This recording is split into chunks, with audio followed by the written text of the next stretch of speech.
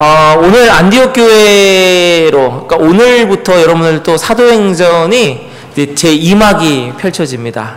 그러니까 앞부분에는 이제 베드로를 중심으로 한 예루살렘 교회의 이야기였다고 한다면 드디어 오늘 13장부터 누구 주인공이 누구죠? 예, 바울의 입장으로 바뀌면서 이제 예루살렘 주변의 얘기들이 나왔다면 이제는 이제 예루살렘과 사마리아와 땅끝까지 이제 땅끝으로 향해 가는 그 이야기가 오늘부터 시작됩니다. 자, 그렇기 때문에 대단히 중요한 여러분들 시간이고요. 더 특별히 왜 하나님이, 오늘 우리가 볼 거는 왜 하나님이 원래 중심인 예루살렘 교회가 아니라 그 이방 땅에 있는 안디옥이라는 곳에 있는 그 안디옥 교회를 왜 땅끝까지 복음 전하는 전초기지로 사용하실 수밖에 없었는가. 오늘 그것을 함께 좀 같이 나누려고 합니다. 자, 1절 여러분들 읽으셨지만 보시면 5명이 나옵니다. 이 5명은 안디옥 교회의 리더급입니다. 예, 뭐 저희 교회를 보자면 운영위원, 뭐 당회가 있는 교회를 보자면 장로님들로 위시한 당회라고 할 수가 있을 것 같습니다. 자, 근데 구성 요소가 참 다양합니다. 어떻게 다양하냐? 첫 번째, 우선 바나바는 여러분 전에도 설교해서 여러분 기억하시죠? 바나바는 위로의 사람이라고 했습니다. 그리고 성품이 좋고 그 다음에 원체 리더감입니다. 그래서 사람들을 잘 품고 어떤 이런 힘이나 그 카리스마의 리더십이 아니라 잘 섬기면서 나아가는 리더십으로 유명한 바로 그 바나바를 말하고요. 그 다음에 두 번째가 시몬이라는 사람인데 니게르 사람이라고 나와 있습니다. 니게르는 뭐냐면 니그로와 같은 말인데 흑인이라는 뜻입니다. 흑인. 그래서 흑인 사람 시몬이고요. 그 다음에 세 번째는 구레네 사람 루기오라고 되어 있는데 구레네 구레네가 어디냐면 북아프리카 지역이거든요. 그러니까 아마 이 사람도 뭘까요? 예, 피부가 까만 사람을 말합니다. 특별히 이 흑인, 그러니까 까만 사람은 이때 당시에는 로마에서 어떠한 그 부류냐면 거의 대부분이 그 노예입니다. 노예. 종을 말하는 거예요. 예. 그러니까 종이었던 사람이 교회 안에서는 뭣도 될 수 있습니까? 예, 지도자도 될 수 있습니다. 자, 네 번째는 누구냐면 바로 마나엔이라고 되어 있는데 그냥 마나엔이라고 하지 않습니다. 여기 보면 분봉한 헤롯의 적동생이라고 되어 있습니다. 이렇게 표현하는 건 무엇일까요? 바로 권력층, 그러니까 상류층이라는 뜻입니다. 상류층인 사람이 있고요. 그 다음에 마지막에 바로 사울이 있습니다. 부류가 다 다릅니다. 그러니까 노예부터 어디까지요? 상류층까지. 이게 과연 세상에서는 이게 한 자리에 모일 수 있을까 싶습니다. 과연 어디서 이렇게 모일 수 있을까? 아마 제가 볼 때 거의 불가능하지 않을까 싶은데요. 지금 현재 여기는 모여 있습니다. 특별히 이때 당시만 해도 로마 사람과 그 다음에 로마 사람이 아닌 비로마 사람, 그 다음에 유대인과 비유대인, 그 다음에 유대인 중에서도 정통파 유대인과 헬라파 유대인, 그 다음에 그 안에서도 평민과 노예, 남자와 여자, 어른과 아이, 완전히 이분법적으로 구분되는 시대였기 때문에 지금 저희가 그냥 가볍게 글로 써보아서 그렇지 이거는 거의 기적 같은 일입니다. 그렇지만 이 교회는 이 기적 같은 일이 일어난 겁니다. 이게 바로 기적입니다. 바로 무엇 때문이었냐면 우리 좀 전에 한 것처럼 신분과 피부와 인종과 여러 가지 것들이 필요 없이 서로가 서로를 한 형제, 한 자매로 그렇게 돼 있기 때문입니다. 그래서 아까 한 것처럼 보듬어 주는, 전혀 그런 거에 신경 쓰지 않고 보듬어 주었다라는 것이죠.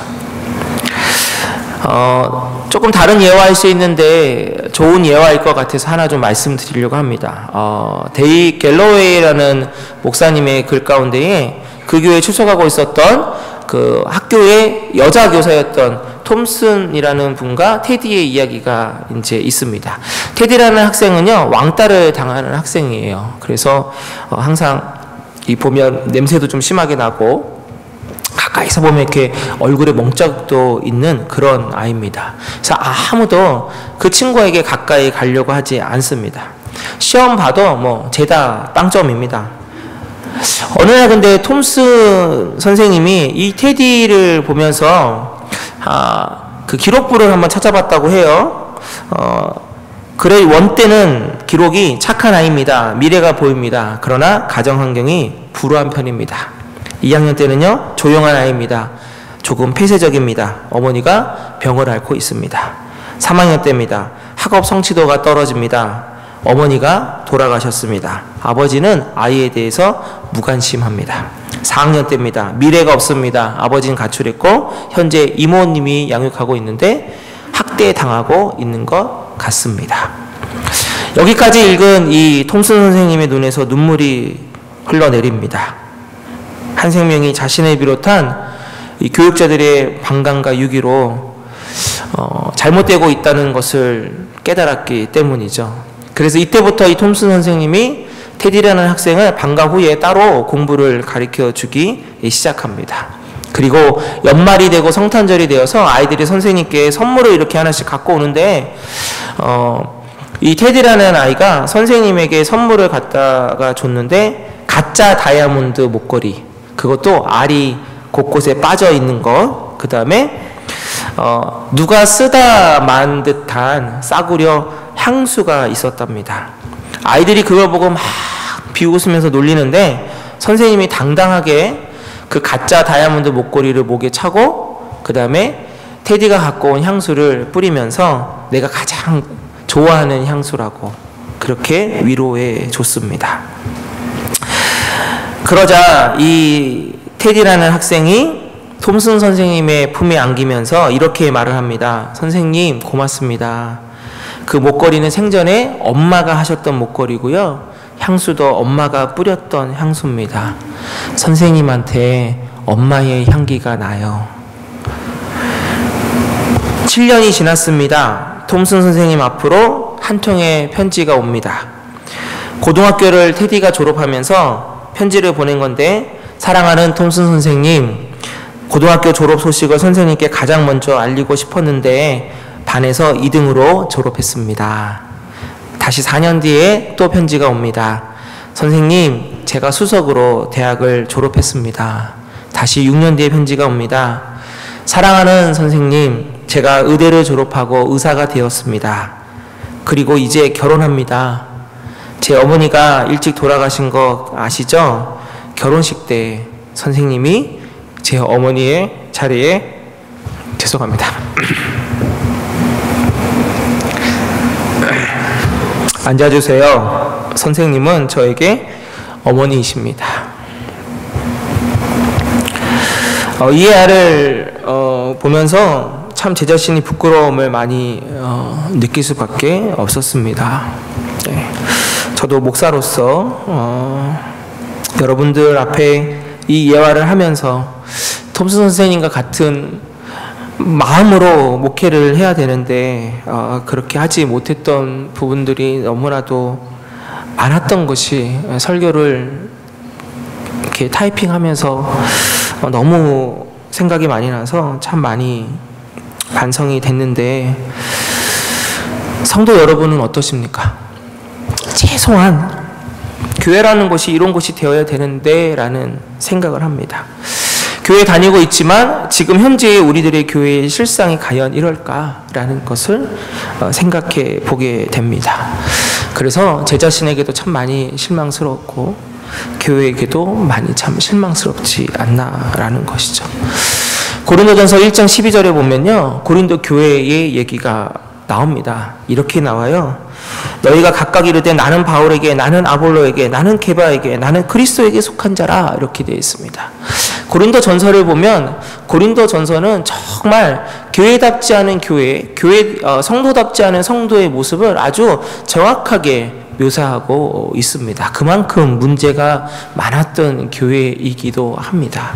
그런데 그 고린도 전서에 나오는 편지와 고린도 후서는 얘기가 달라지거든요. 고린도 후서에 교회답지 않은 교회, 성도답지 않은 성도가요, 점점 변하게 됩니다. 교회답지 않았을 때 교회, 성도답지 않았을 때 성도의 모습이 바로 이랬다는 것이죠. 성도들이 파가 갈립니다. 나는 바울, 나는 아볼로, 나는 게바, 베드로, 나는 그리스도에 속한 자다. 지금 우리들의 현 시대의 교회의 모습 같지 않습니까, 여러분? 최근에 또 부끄러운 교회의 모습이 또 부끄럽게 일반 대중매체에 또 나왔습니다. 서울교회라고. 예. 원로 목사님과 담임 목사님하고 이게 서로 완력 싸움 때문에 정말 그런 건 또 어떻게 그렇게 참 매스컴이 잘 이렇게 찾아내고 방송을 하는지 부끄러울 정도입니다. 3년 동안 싸우고 있다는데 뭐 언제 끝날지 모르겠다고 합니다. 근데 결국 그 안에는 또 뭐가 있을까요, 여러분? 예, 돈과 권력에 대한 부분이 있습니다. 고린도 교회의 모습을 우리가 보면서 하나 깨달아야 될 것은요, 하나님은 교회라 그래서 다 똑같이 사용하시는 것 아니다라는 것입니다. 고린도 교회의 모습을 통해서 하나님은 일하고 싶으셔도 일할 수가 없었습니다. 그렇기 때문에 오늘 이 안디옥 교회가 이방 선교의 전초 기주로 될 수 있었던 가장 큰 이유가 무엇이냐? 바로 13장 1절에 나오는 다양한 사람들이 하나가 되어서 예수 그리스도를 믿었기 때문입니다. 원래는 예루살렘 교회가 근원되어야 되는 게 맞습니다. 예루살렘 교회가 어떤 교회입니까? 예수님을 살아있을 때 직접 만나서 같이 사역했던 12명의 제자들이 모태가 된 교회가 예루살렘 교회입니다. 그러면 우리가 흔히 생각할 때 예루살렘 교회를 통해서 이방 선교가 시작되는 것이 맞습니다. 그런데 하나님은 그렇게 예루살렘 교회를 사용하지 않으십니다. 예루살렘 교회는 어떠한 문제가 많았냐? 바로 이러한 문제들이 많았습니다. 전통 유대파 그리스도인들하고 헬라파 그리스도인들하고 이게 계속 안 맞는 겁니다. 여러분, 우리 기억나시죠? 과부들 구제하는 부분에서 문제 생기는 거. 그건 정말 작은 단편적인 거 하나를 보여줄 뿐입니다. 오죽하면 어느 정도로 심했냐면 유대인인데, 이방인 아니고 유대인인데, 정통 유대인인데 이방 지역에서 살다가 다시 온 사람도 싫어했대요. 그 정도로 철저하게 자신들만의 색깔을 갖고 배척하며 나아갔다고 합니다. 그러니 이런 사람들에게 어떻게 이방인들에 대한 복음 전하는 사역을 맡길 수 있겠습니까? 아무리 하나님이 맡기고 싶어도 안 되는 거죠. 저는 이민교회가 특별히 사도행전에 제가 이렇게 설교를 쭉 하면서 이 사도행전의 초대교회, 특별히 그 뭔가 그 막 뒤섞여 있는 이런 교회를 보면서 야, 정말 딱 우리 교회 모습이다라는 걸 보게 됩니다. 이 한국하고는 완전 다른 게 이민교회 아닙니까? 여러분, 제가 질문 하나 드릴 테니까 순간적으로 빨리 답을 한번 해보세요. 자, 고양이가 있고요, 소가 있고요, 풀이 있어요. 근데 두 가지를 묶어 보십시오. 어떤 거 묶으시겠습니까, 여러분? 소하고 풀하고, 그죠? 저도 소하고 풀을 묶습니다. 왜 그럴까요? 소는 예, 풀을 먹으니까. 예. 이게 맞는 것 같잖아요. 뭐 틀린 건 아니죠. 뭐 이거 뭐 제가 뭐 맞다 틀리다는 건 아닌데. 근데 여러분, 여기에 이민세들한테 이거를 질문하면 뭐라고 답할까요? 고양이하고 소하고 묶습니다. 왜 그럴까요? 동물이라는 카테고리로 묶는 거예요. 우리에게 소하고 풀이 연상이, 우리의 문화와 우리의 자라온 환경에서 그게 연상이 되는 거지, 그것을 모르고 자란 사람이나 세대에게 이 문제를 갖다 보여주면 그들은 아무렇게 생각 없이 자연스럽게 소하고 고양이를 묶습니다. 아이고, 왜? 동물이니까요. 동물이라는 카테고리로 묶는 거예요. 식물 빼고 동물로 묶는 겁니다. 이게 바로 차이점입니다. 자라온 환경, 자라온 시간들, 자라온 나라 배경 문화, 이거 결코 쉬운 거 아닙니다, 여러분. 오늘 안디옥 교회가 얼마나 어렵다는 걸 지금 여러분이 증명해 주셨잖아요. 그죠? 예. 이 간단한 질문에도 벌써 다르잖아요. 여러분, 왜 이민교회가 특별히 자녀 교육, 교회 교육이 어려운지 이제 아시겠습니까?